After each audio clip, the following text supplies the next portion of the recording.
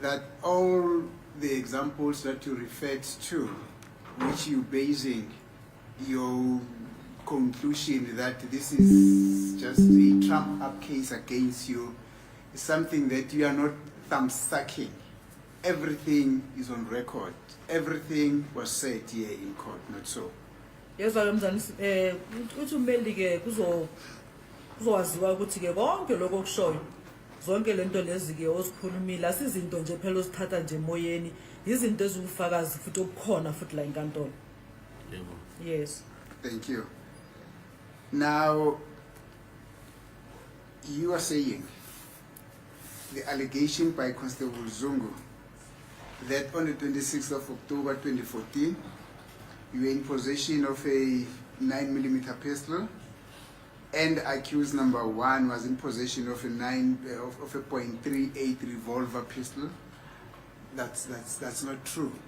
Manje ke uthi ke konke lokhu ke okushiwo uConstable Zungu la enkantolo ethi ke mhla ka 26 October ngo2014 ke wena uphethe ke isibhamu ke so 9mm umsola wokuqala bekaphethe ke .38 revolver kulo iqiniso lelo.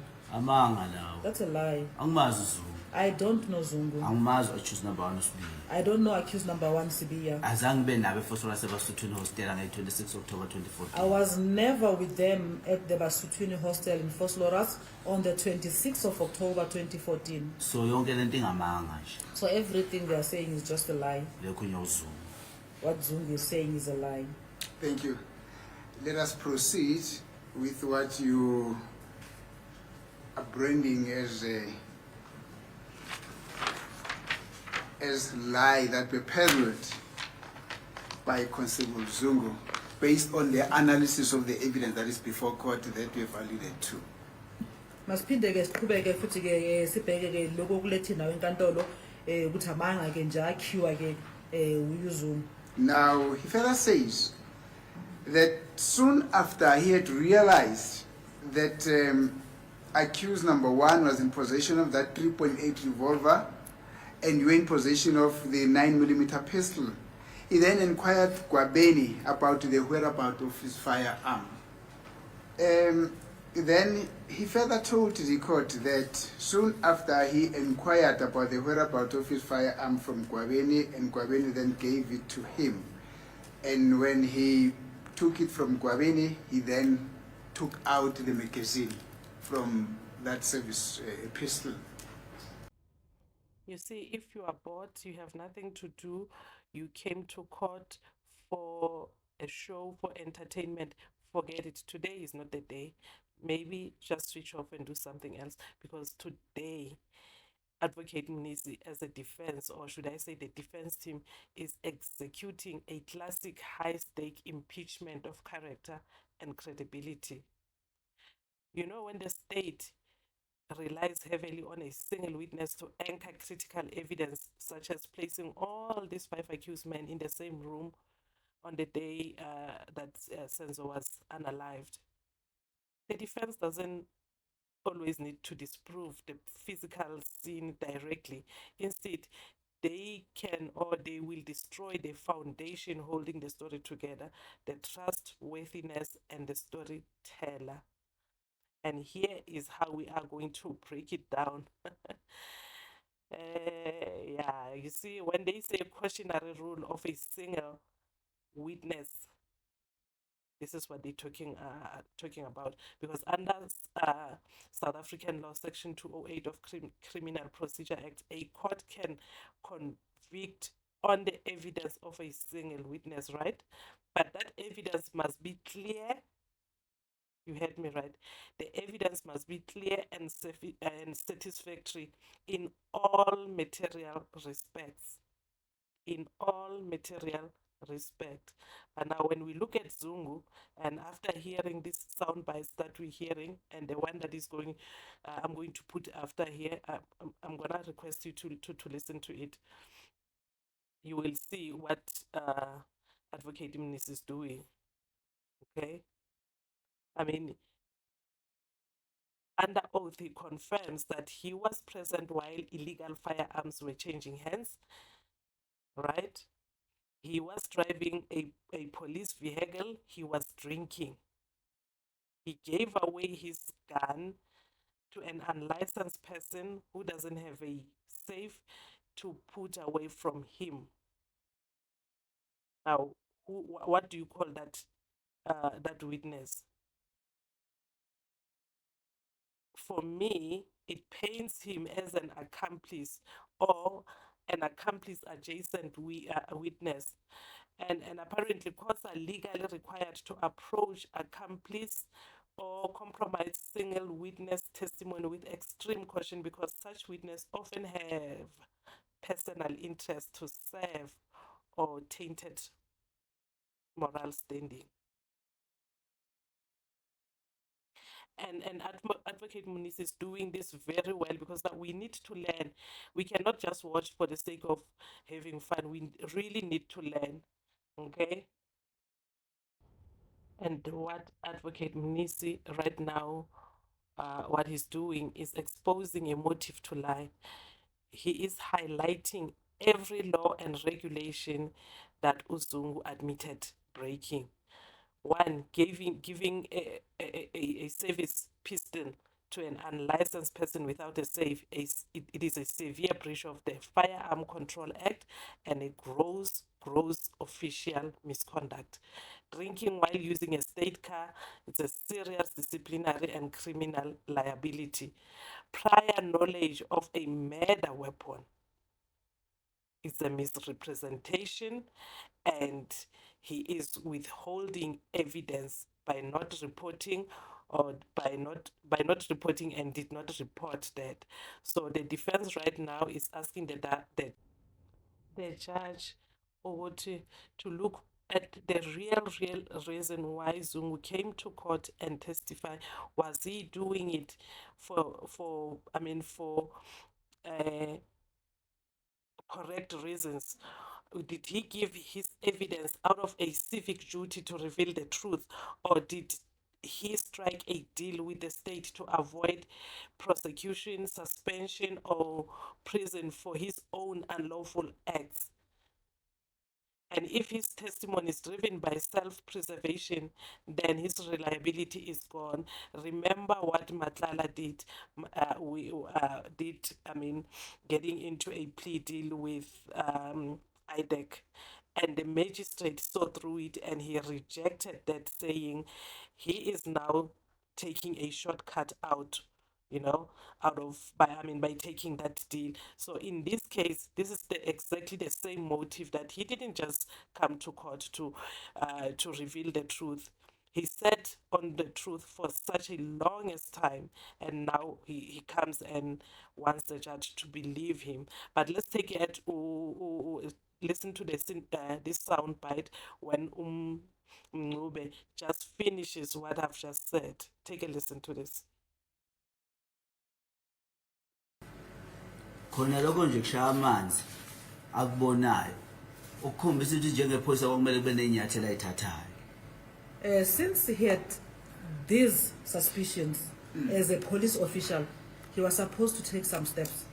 Ungathathi kwakhe inyathelo ngalento ayibona ezeluka isibhamu sakhe kukhombisa ukuthi lento ayikhuluma ingamanga into engazange ziyenzeke. And for him not to take any steps as a police official concerning this firearm, it shows that he's a police official who is a liar. Yabo nje ngoba faka mina phakathi ukhombisa ukuthi le nto le into engekho ngoba kuba kuthiwa ikhona ngabe akafaki ngaphathi ngoba mina ngimazi ngaphandle angimazi total ngimazela kule court. You see, for the fact that he involves me in this or pins me in this, it shows that he's a liar, because I don't know him from Adam. I just know him from here, from court. So lento Njengo nawe ke umuntu ke wala eNingizimu Afrika, awucabanga ukuthi ke ngendlela bekumele ayenze ngayo Constable Zungu befuneka athi ke mfana sibiye naku ke songinike isibhamu lesi ke ikuphi manje license yalesibhamu leso siphethe. into leyo kahle kahle ngicabanga ukuthi iphoyisa kumele liyenze. That is what I think a police official supposed to do. Mayingenzeki leyo nto leyo ngicathi kumele lithathe inyathelo ezithile ngayo. If he does not pinda futhi Mayingenzeki leyo nto leyo mayingekho leyo license ngicabanga ukuthi kumele lithathe inyathelo ezithile ngayo. And if the license is not produced, he needs to do something about it. Ngoba phela lokho kusho ukuthi sokubugebengu lokho. because that is now a criminal offense. and lona manje ngakubika kushuthi nalo sele involved lobo bugebengu lo. And he himself, if he does not report that, which means he's also involved in that criminal activity. Thank you, Mr. Mncube. Similarly, he told to this court that when he, that's now according to him, when he went to Basutwini Hostel where he allegedly met you, he was driving a state vehicle. Uthi ke futhi yena ke ngalenkathi ke yena eyale ehostel ke lasebesuthini ke ngalenkathi ke ehlangana ke nani ubehamba ke ngemoto ke yamaphoyisa ebhaliwe ukuthi imoto ayisiphoyisa le ebonakala ukuthi yesiphoyisa. Do you see? Lapho phansi ayikhulumile or ayibhalile phansi ngamanga.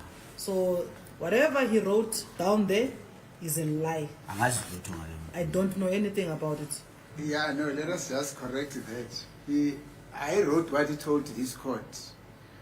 Everything that I'm bringing to your attention is what he told to this court, and I wrote it down.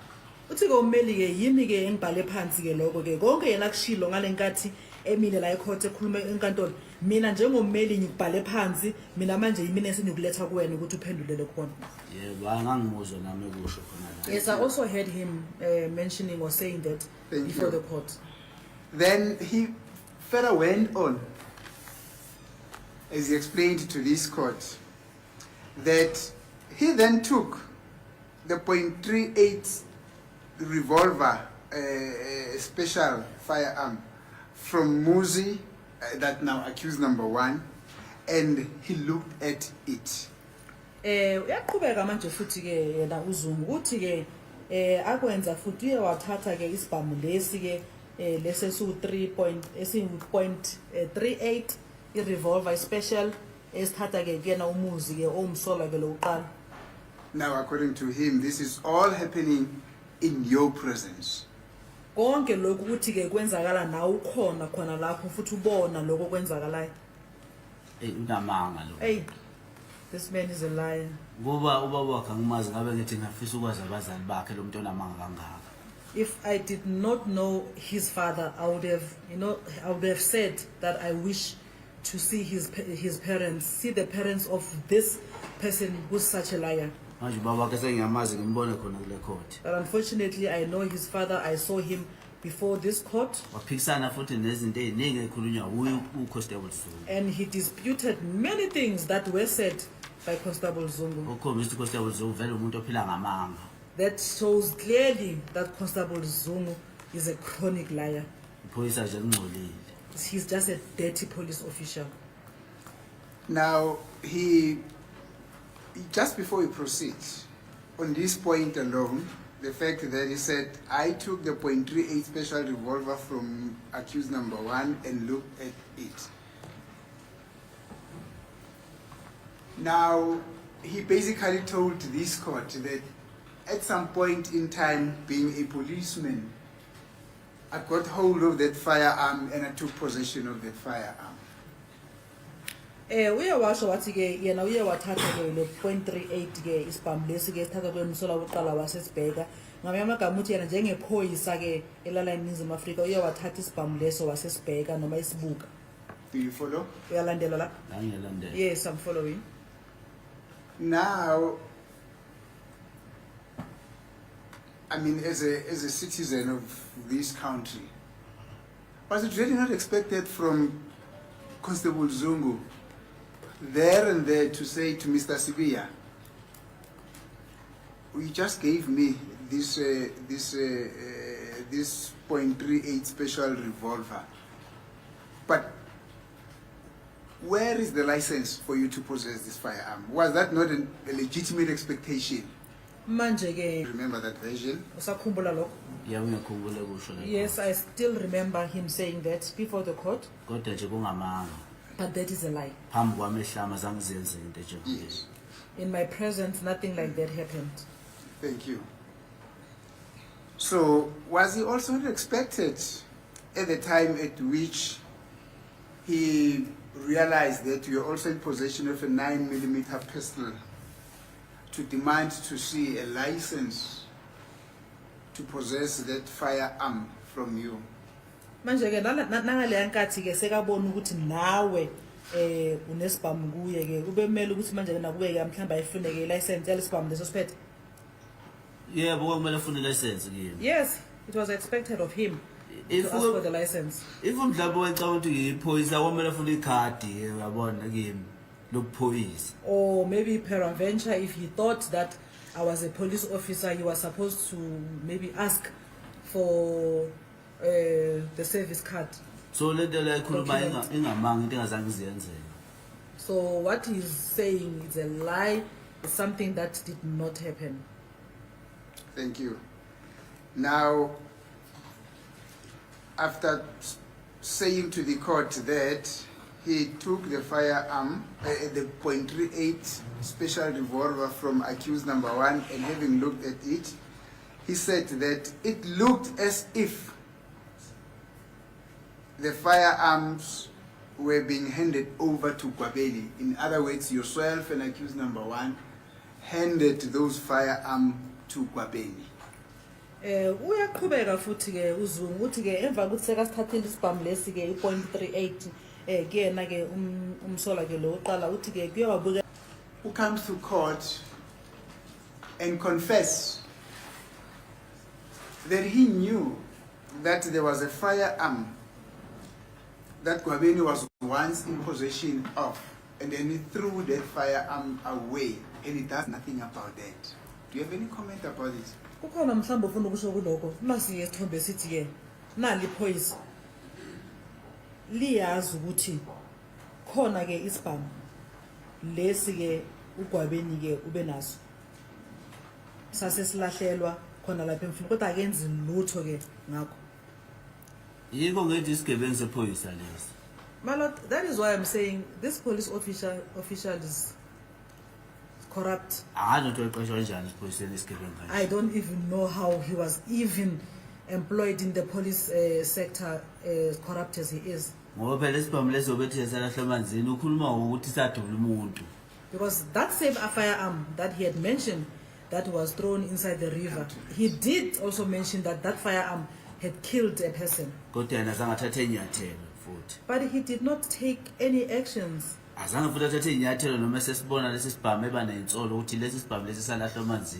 Even when he got suspicious about this very same firearm, that this is the same firearm that was once thrown in the river.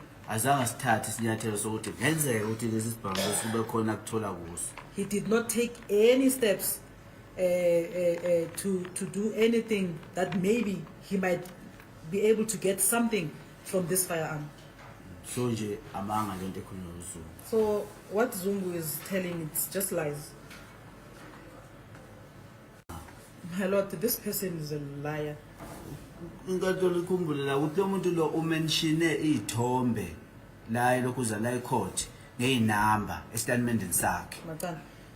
court should remember that this person mentioned the pictures or the photos and their numbers in his statement. If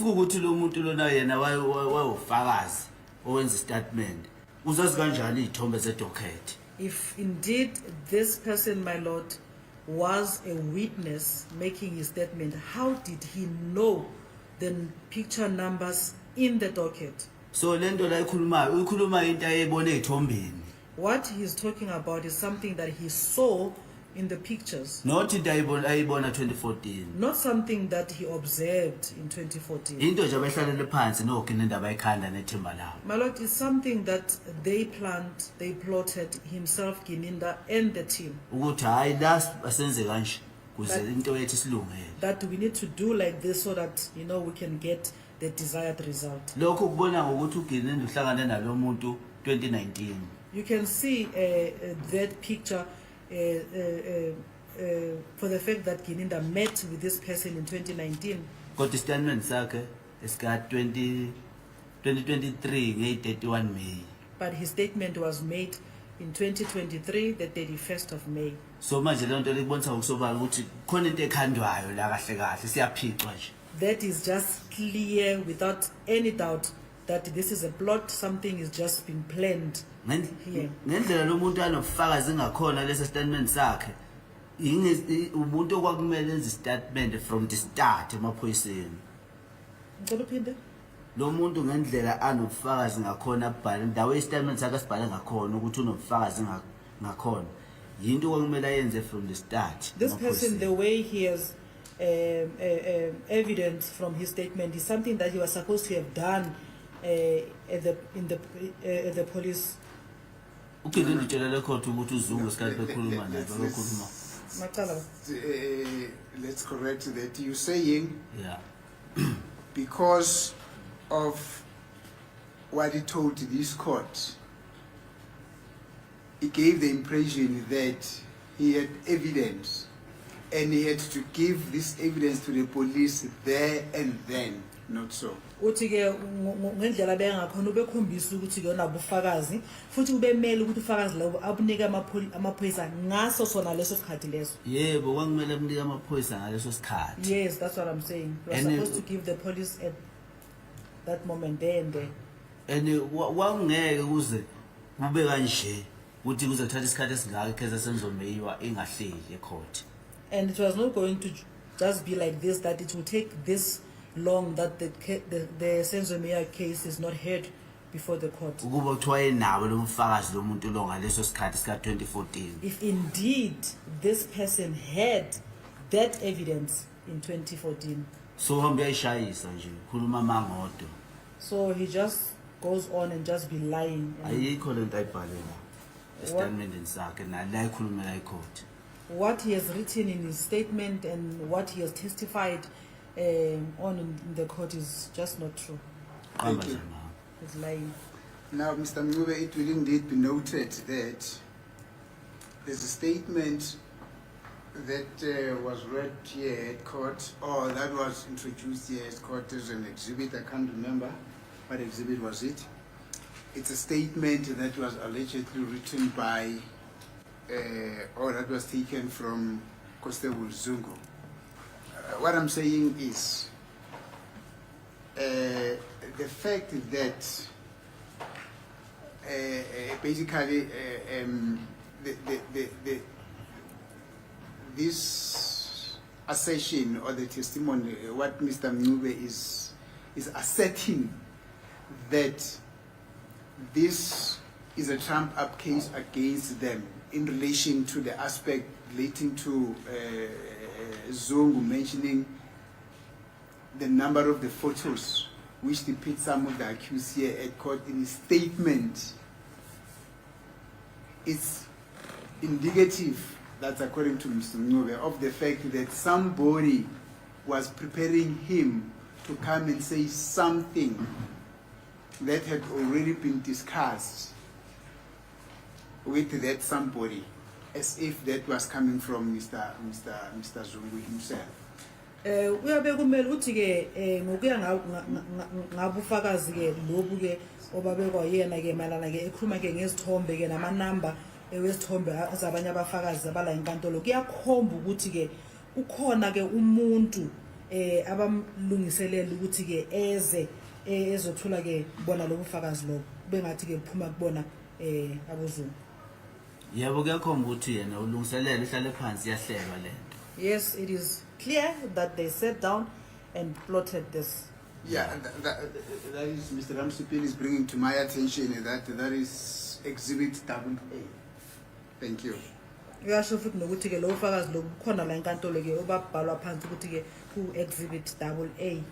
So that's not something that you into nje osicabangela yona into ekhona futhi la court nenkantolo.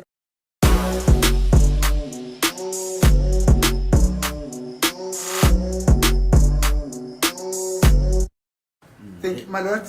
I realize that it's almost quarter past. Actually, it is exactly 15 minutes past 11.